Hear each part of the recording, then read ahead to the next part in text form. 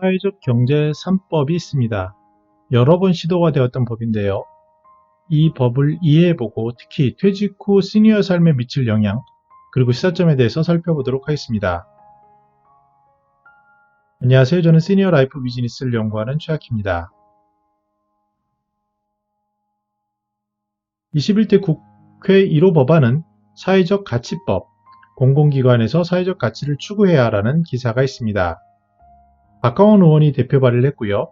이 법안은 19대 때 제출했던 법안입니다. 벌써 세 번째 발의입니다. 공공기관이 사회적 가치 실현을 고려하도록 하는 내용이 담겨 있죠. 이것을 법 종류와 주요 현황으로 보면 헌법적인 측면에서는 발언 개헌안이 폐기되었습니다. 법률 쪽에서는 이제 계류 중이었는데 다시 21대에서 제안을 했고요. 명령이나 특히 자치법규 쪽으로 보면은 시도 24개, 시군구 152개, 시도교육청 7개에서 조례로 2019년 4월 기준으로 제정이 되어서 현재 활발하게 운영되고 있는 법이라고 할 수 있겠습니다. 개념을 이해하는 게 필요한데요. 지역사회 공동체를 중심으로 협동조합이라든지 사회적 기업 또는 자활기업, 마을기업 이런 것들이 주로 사회적 경제의 영역에 있는 그러한 제도권에 있는 기관이라고 볼 수 있겠습니다. 근데 문제점으로 제기되는 것이요. 사회적 기업은 주무부처가 고용노동부입니다. 그리고 협동조합은 기획재정부고 자활기업은 보건복지부, 마을기업은 행정안전부 이렇게 주무부처가 다르기 때문에 통합적인 체계가 부재하고 흩어진 개별법을 통합하고 보완할 사회적 경제 기본법에 대한 필요성이 대두되고 있는 것입니다.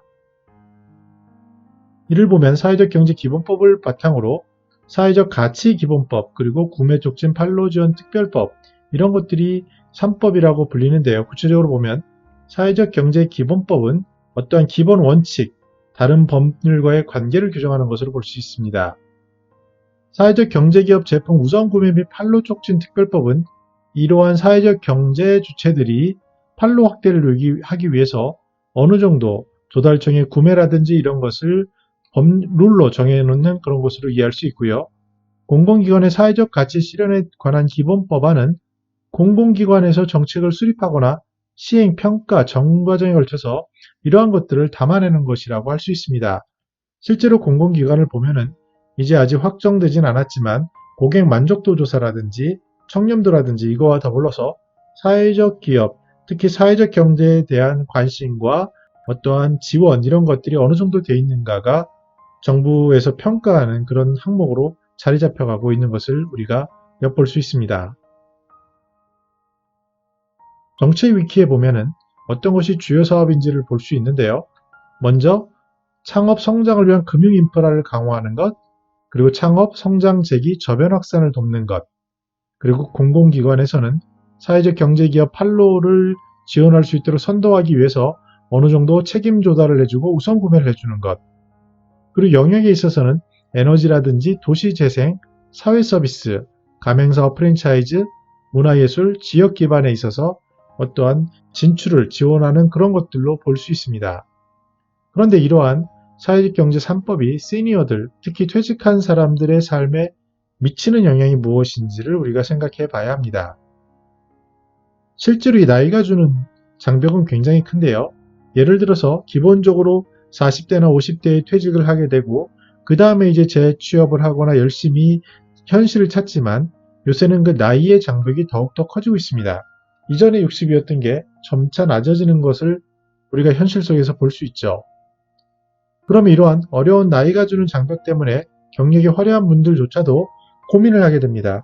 생활비를 벌어야 하는데 그러한 영역은 주로 육체노동이라든지 이러한 것들로 국한되어 있게 되죠. 그러면은 이것에 대해서 이것을 계속 해야 되는지 아니면 모두가 그렇진 않고요. 퇴직 후에 점점 수준도 높고 그 다음에 기본적인 생활 수단이 확보하신 분들인 경우에는 어느 정도 가치 영역을 찾게 됩니다. 다시 말씀드려서 퇴직 전에 그러한 어떠한 돈의 측면에서 번듯한 일자리가 희박해지면서 점차 그 방향성에 있어서 고민을 하게 되는 것들이 있고요. 특히 경제적인 흐름이 여유가 있는 분들인 경우에는 이 시간에 특히 가치에 대한 고민들이 점차 생겨나는 그런 시기라고 할 수 있습니다. 이럴 때 퇴직 후 삶에서는 새로운 삶에 대한 방향성을 주는 것이 사회적 경제 영역이라고 볼 수 있습니다.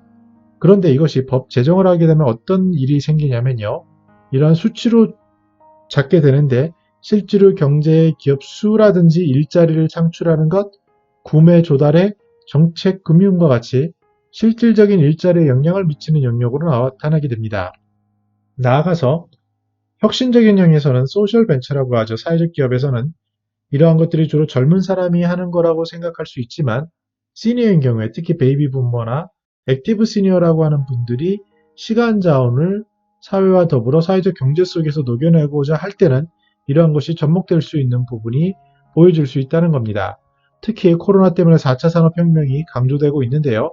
우리가 볼 수 있는 사회 문제 해결 영역에 복지라든지 환경이라든지 안전이라든지 에너지라든지 이런 부분에 있어서 시니어들이 그 일자리라든지 일거리에 참여할 영역이 굉장히 커지고 있는 것 또한 사실입니다.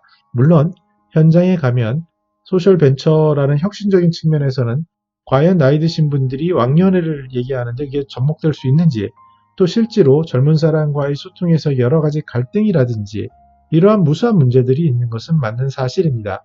그럼에도 이러한 방향성을 보면 이것이 법 제정이 되고 제도 및 구조로 변화하게 될 때 이러한 영역에서 새로운 혁신적인 모델들이 보여줄 수 있고요. 특히 그러한 첫 번째 길을 가시는 선배님들을 많이 볼 수 있습니다. 구체적인 예로는 공동체 주거 쪽에서 드라이브를 건다거나 아니면은 어떠한 지역에 연계된 어떤 여행 프로그램을 만든다거나 아니면 자신만의 컨텐츠를 가지고 사회에 기여하는 쪽으로 간다거나 어떤 협동조합의 리더십을 가지고 어떤 생태계를 만든다거나 이러한 모습을 우리는 최근 굉장히 자주 볼 수 있습니다. 자, 그러면 시니어의 선택은 어떻게 될까요? 그 퇴직 전에는 현금이라는 것에 가치를 두고 생계를 유지하는 것에 집중했다면 이제 시니어 중에 많은 분들은 현실적으로 그것이 어렵다는 것 때문에 또는 자신의 삶을 더 가치 있게 하겠다는 그런 방향성 때문에 사회적 경제 쪽을 보게 될 것입니다. 그랬을 때 그것은 현재 있는 사회적 기업, 협동조합, 자활기업, 마을기업 이런 울타리 또는 어떠한 공동체 이런 울타리 속에서 태동될 수 있는 가능성이 굉장히 높아지고요. 점차 시니어들이 기여할 수 있는 사회적인 불평등이라든지 환경이라든지 빈부격차라든지 이러한 어떠한 돌봄 영역이라든지 이런 곳에서의 어떠한 새로운 가능성을 볼 수 있을 것 같습니다. 한 자치구에서 만든 주민 생활 영역에서 협동하는 지역사회 모양을 보면 그 행태를 엿볼 수 있는데요. 바른 먹거리 운동, 또 가치 공간을 조성하는 것들, 건강한 일터, 건강한 마을을 조성하는 돌봄, 그리고 사회적 경제 아카데미, 아동 청소년 도와주는 것, 여가 문화, 안심마을 만드는 것, 심지어 패션의 유통 분야까지 다양한 영역에서 시니어들의 경륜을 가지고 그들이 지향하는 가치지향적인 삶의 모습으로 이러한 형태를 만들어질 것이고 그것이 법과 제도와 어떠한 정부의 지원으로 좀 더 구체화될 수 있는 룸을 더 많이 만들어간다라고 말씀드릴 수 있겠습니다. 네, 퇴직 후의 삶 굉장히 어려운 일일 수 있습니다. 그런데 많은 분들은 생계 문제를 생활비를 벌어야 하기 때문에 굉장히 경제 현장에 뛰어들게 될 것이고 그럴 때 나이의 제한을 느끼게 될 것이고 또다시 좌절하는 경우를 주변에서 굉장히 많이 볼 수 있습니다. 그런데 그렇지 않고 어느 정도 그 현실 속에서 조금 여유가 있거나 아니면 새로운 인생을 준비하시는 분들이라면 조금 더 긴 호흡을 가지고 새로운 가치 있는 일거리를 찾아보는 노력들도 생겨날 거라고 전망을 하는데요. 그러한 것들이 비단 젊은이들만 하는 소셜벤처, 사회적 기업 영역을 이제 굉장히 액티브한 시니어들도 뛰어들 것이라고 생각이 듭니다. 왜냐하면 이러한 사회적 경제의 기반은 지역사회 중심이고요. 공동체 중심이기 때문에 특히 퇴직 후에 소외되기 쉬운 시니어들이 그들의 경륜과 그들의 지역 베이스에서 새로운 창의력과 또 만약에 소통하는 기술까지 더해진다면 굉장한 시너지를 낼 수 있는 그런 새로운 영역이 생긴다라고 말씀드릴 수 있겠습니다. 네, 사회적 경제 3법은 어떤 정치적인 편향을 가지고 보면 굉장히 이슈도 많을 수 있고 또 현실적인 문제를 봤을 때 가야 할 길이 아직 많이 있을 수는 있습니다. 그러나 긴 호흡으로 보고 특히 코로나19로 인해서 비대면이라든지 새로운 지역사회라든지 새로운 그 성장 동력이라든지 이런 것을 생각해 봤을 때 이제 퇴직을 앞두셨거나 아니면 퇴직한 분들은 제2의 인생의 방향에 있어서 이러한 형태에 대해서 조금씩 관심을 가지고 법과 제도가 만들어지는 틈에서 어떻게 그곳에서 자리를 잡을 수 있는지, 어떻게 기여할 수 있는지를 한번 돌아보는 그런 시간이 됐으면 좋겠다는 생각입니다. 저는 더 나은 시니어 삶 공동체를 연구합니다. 감사합니다.